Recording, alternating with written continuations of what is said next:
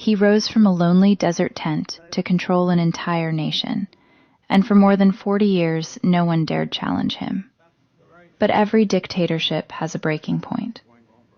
This is the story of how Muammar Gaddafi rose to unimaginable power, and how it all came crashing down. If you want more powerful history like this, make sure to like, comment, and subscribe. A hot wind blows across the deserts of Libya, carrying dust over a land shaped by tribes, empires, and centuries of struggle. From this harsh landscape came a boy born in a Bedouin tent who would one day rise to rule an entire nation. His name was Muammar Gaddafi. His journey from poverty to absolute power, and his final fall, became one of the most dramatic stories in modern history. Gaddafi was born in 1942 near Sirte, into a nomadic Bedouin family living far from the modern world. His early life was defined by simplicity and hardship. His family lived in a tent with no electricity or running water. They survived by herding animals and relying on the desert. Despite these challenges, Gaddafi showed determination. He walked miles every day to attend school, the only child in his tribe who did so. Teachers remembered him as intelligent, proud, and deeply nationalistic. The stories he heard about colonial rule and foreign domination shaped his belief that Libya needed strong leadership to reclaim dignity. At the time, Libya was ruled by King Idris, a monarch supported by Western powers. Oil had recently been discovered, but the wealth was controlled by elites and foreign companies. Gaddafi grew up viewing this as injustice. He believed Libya's resources belonged to its people, not to outsiders or a royal family living in luxury. As a young man, he entered the military academy in Benghazi, where he formed a secret revolutionary group with fellow officers. They were inspired by Egyptian President Gamal Abdel Nasser, a powerful nationalist leader who challenged Western influence. Gaddafi believed he could lead a similar revolution in Libya. On September 1, 1969, at just 27 years old, Gaddafi and his group of officers launched a bloodless coup while King Idris was abroad. By morning, the monarchy had fallen. Gaddafi announced the creation of the Libyan Arab Republic and promised a new era of justice, independence, and national pride. Many Libyans welcomed him.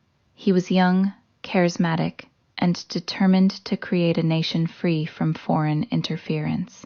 In the early years, Gaddafi implemented major reforms. He nationalized oil and redirected profits toward education, healthcare, and infrastructure. Roads, hospitals, housing projects, and schools were built across the country. Libya transformed from one of the poorest nations in Africa to one of the richest. Gaddafi presented himself as a revolutionary hero and spoke passionately against imperialism. His speeches gained attention throughout the Arab world.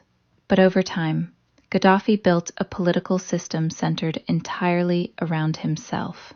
He banned political parties, claiming they divided the people. He introduced ideas from his Green Book, a strange mix of socialism, tribalism, and personal philosophy. He said his system was direct democracy, but in reality, he held all power. Anyone who opposed him faced arrest, torture, or exile.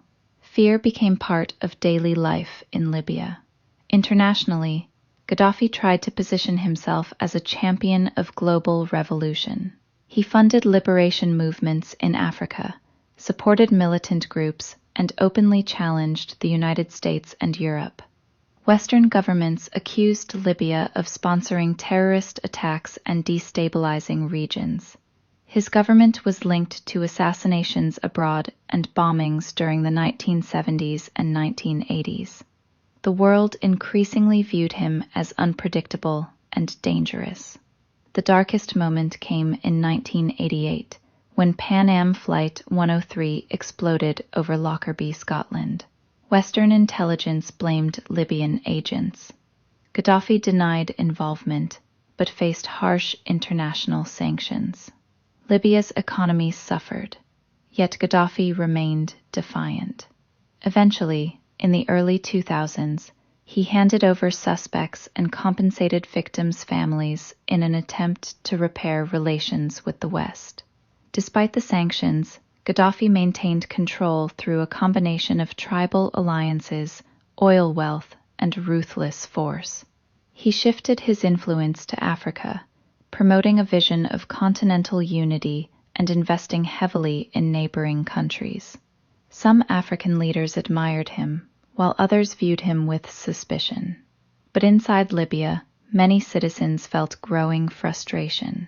They saw corruption, inequality, and the concentration of wealth in the hands of Gaddafi's family. In 2011, the Arab Spring swept through North Africa and the Middle East.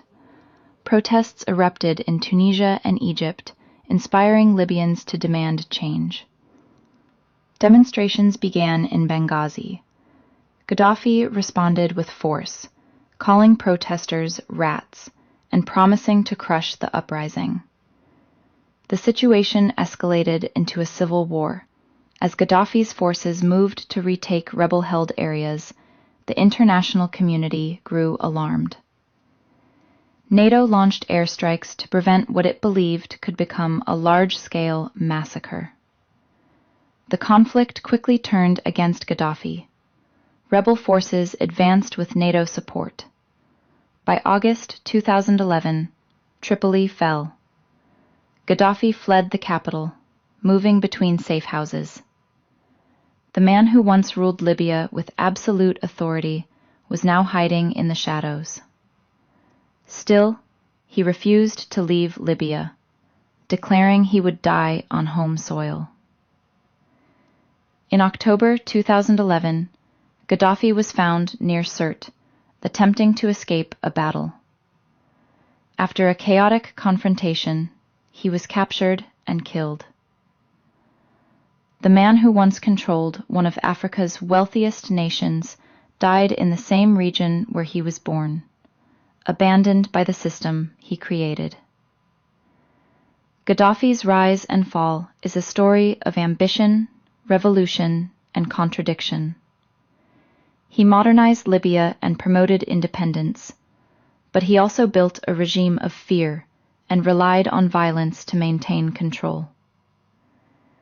He challenged powerful nations, yet in the end he was defeated by his own people and global forces combined. His legacy remains deeply divided. Some remember him as a leader who stood against foreign domination and used oil wealth to build the country. Others see him as a dictator who silenced critics, violated human rights, and left Libya unstable after decades of authoritarian rule. What cannot be denied is that Muammar Gaddafi changed Libya forever. His rise reshaped the nation. His fall reshaped the region. And his story remains one of the most dramatic examples of how power can lift a man to extraordinary heights and pull him down just as quickly.